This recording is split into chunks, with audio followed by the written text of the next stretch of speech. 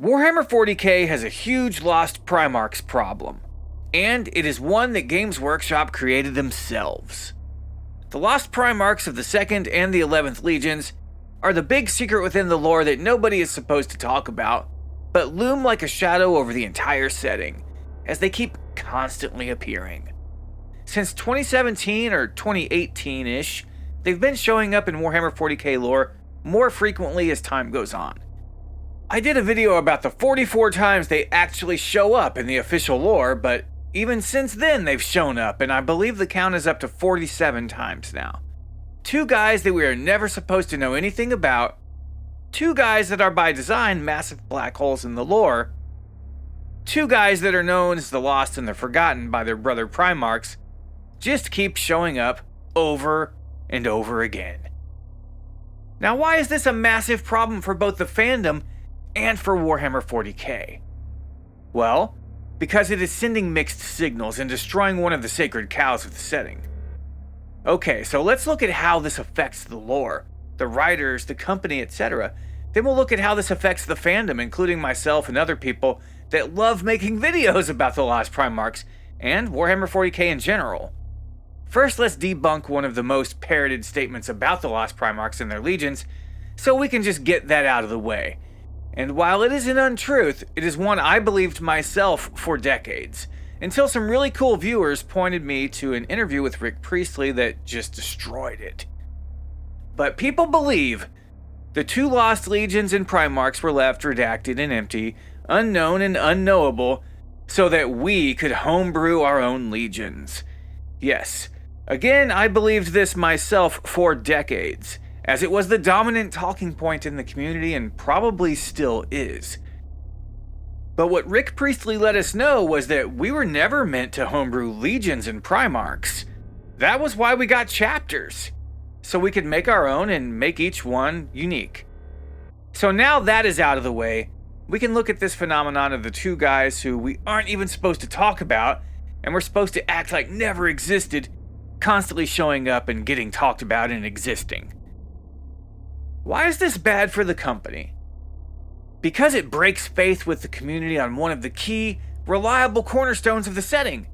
One thing we could always rely on in Warhammer 40K was not knowing anything about the 2nd and 11th Primarchs. It was a line that the company just didn't cross. Until they did.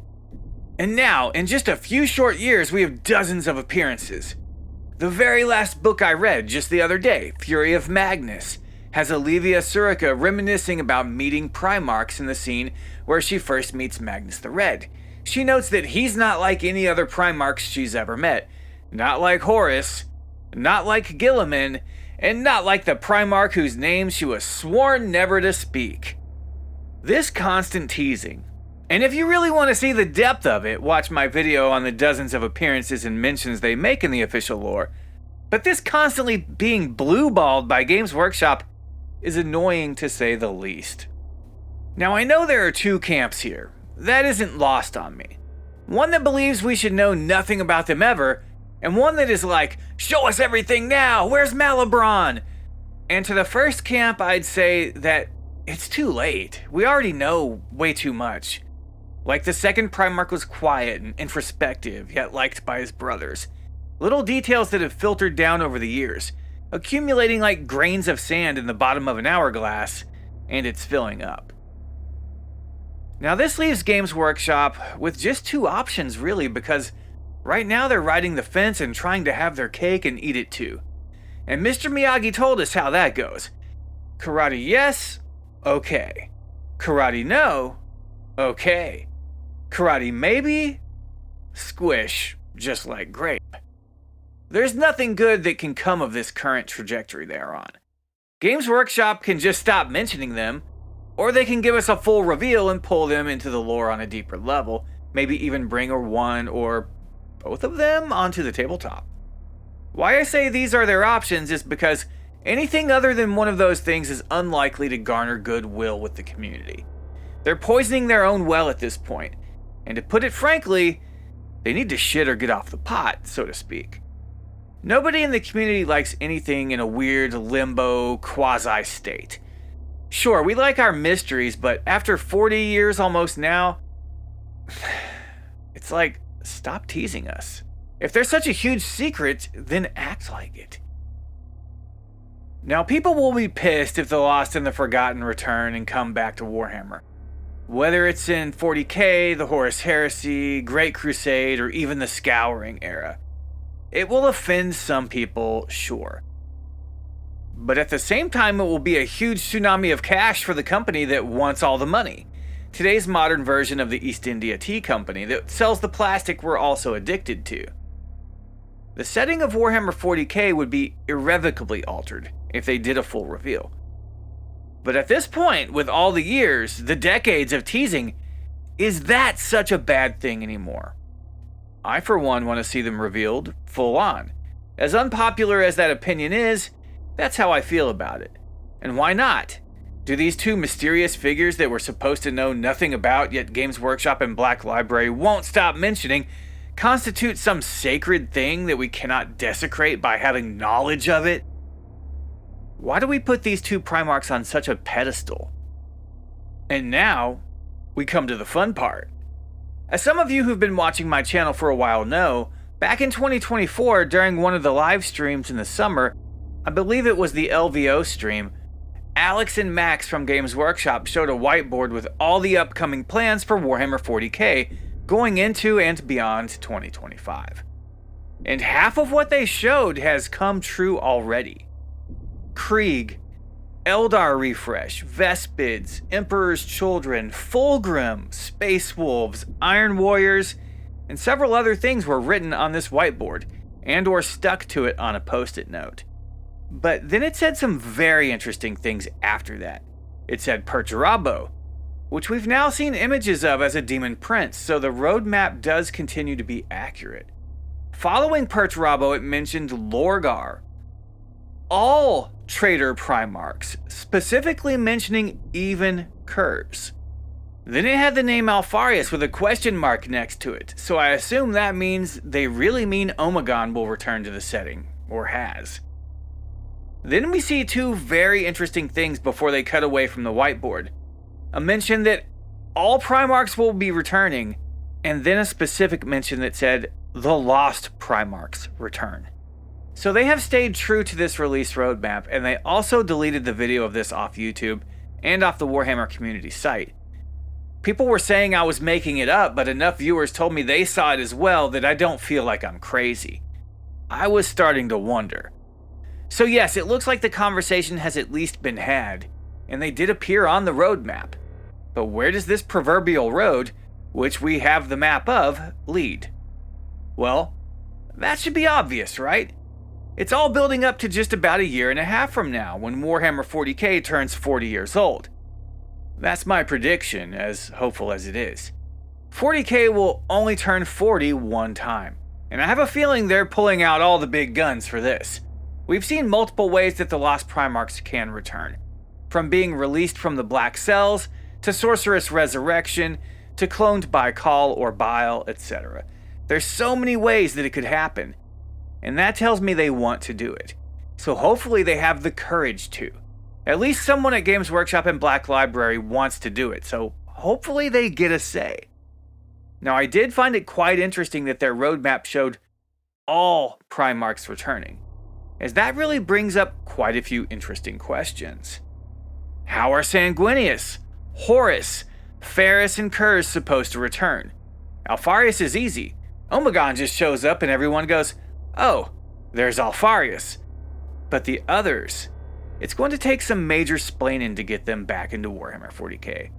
Unless they do the one thing more unthinkable, more verboten, more heretical and setting-shattering than revealing the Lost and the Forgotten Primarchs of the 2nd and the 11th Legions, and actually resurrect the Emperor. He's the one guy who could make it happen, probably. Though there's a counter-argument to that idea, as he was not able to create another Angron to replace the one that was broken. The warp sorcery and science he used to create his sons was a one-off thing each time. Call and Bile might be able to make new Primarch bodies, but the souls aren't really the authentic, for real, bespoke, artisan-crafted souls the Emperor cobbled together out of forgotten gods. If you want to know what I mean by that, check my video on how the Primarchs were created that features my Frankenstein theory. We have a lot of Primarchs left, though, who are still alive, ostensibly, and yet to return, mostly of the Loyalist persuasion. Corvus Corax, we know, he's alive. Leman Russ and Rogel Dorn were both dead in the old lore way back in the day, but have since been retconned to simply be missing in action, with ambiguous clues that somehow both suggest they're alive and dead. The Khan is known to be missing in the webway, so he may be alive for sure. And Vulcan is a perpetual, so he can pop up at any time it is convenient to bring him back. But Lion and Gilliman could definitely use some help, as the Imperium is under threat of extinction on 5 different fronts. The Tyranids, the Necrons under the Silent King, Abaddon the Despoiler and his Black Legion, Perturabo and his new Infinite Citadel plan, and Solomon Akura's newfound knowledge of how he can personally destroy the Imperium of Man, as well as his breakaway empire of the New Alliance. Oh yeah, we have Huron Blackheart and his Red Corsairs as well. All of these factions want to see the Imperium burn to ashes and are hell-bent on seeing it done. This is a great time to see some new Primarchs. And, though we can rest assured that Perturabo will rear his head soon, both on the tabletop and in some upcoming novels, the stage is set for an absolute brawl as we head towards the 40th anniversary of the setting. But one thing we probably should keep in mind is that Games Workshop really isn't going to care much about the arguments either for or against bringing the Lost Primarchs back. They're going to do whatever is most profitable either way in the long run. Stringing us along for so long has put a bad taste in a lot of people's mouths, especially as they've ramped up the teases. So it stands to reason that they'll want to capitalize on this to the maximum extent, turning a sour taste into some sweet cash flow that could build goodwill with the community, as well as bring in massive profits. So to me, it's a no-brainer. But companies that are run by boards of directors sometimes do things that seem counterintuitive, so I hope this is not one of those cases. Either way, GW themselves have said they're bringing these guys back eventually in the not too distant future, and they said it alongside a lot of other things which have all come to pass. I think the 2024 roadmap has been on point so far, to the extent that we can use it to accurately predict upcoming things. Eldar Corsairs were on the whiteboard, and that seemed so weird and out of the blue that I didn't believe it at the time. And yet, just the other day, my local game store got the Eldar Corsairs Combat Patrol. This was, of course, accompanied by lore, in the form of at least one novel so far about space elf pirates. So hopefully any Primarchs that do come back come with a lot of fluff surrounding them. I think it's really cool that we're getting lore before the model when it comes to Perturabo, and I think that will hype any release better. Hopefully we see some novels set in the current timeline featuring the Lord of Iron.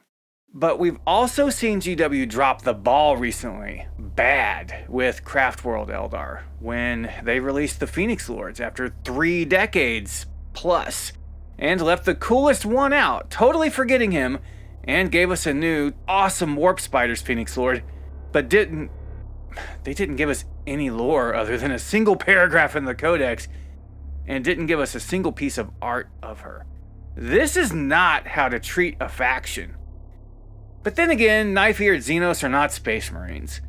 Some things we can definitely count on are getting new Space Marine books, getting new Space Marine models, and Games Workshop doing everything they can to make all the money. Anyway, these are just my rambling thoughts on this subject after talking to a lot of people about the situation. Most people I know who follow the lore really closely agree with me. They're up to something over at Black Library where the Lost Primarchs are concerned. But everyone that I know that saw the Warhammer 40K roadmap in 2024 is like, yeah, as crazy as it all sounds, every single son of the Emperor is somehow going to find their way back into the setting, which is insane and to me a bit much. I don't think they should take it that far. And honestly, I think some should remain missing. Some should be confirmed to have been killed. But yeah, it would still be especially cool for one of the Lost to return. Especially if he was a space shark. Just saying. Rainbow Warriors are cool and all, but there's literally nothing as cool as the Space Sharks.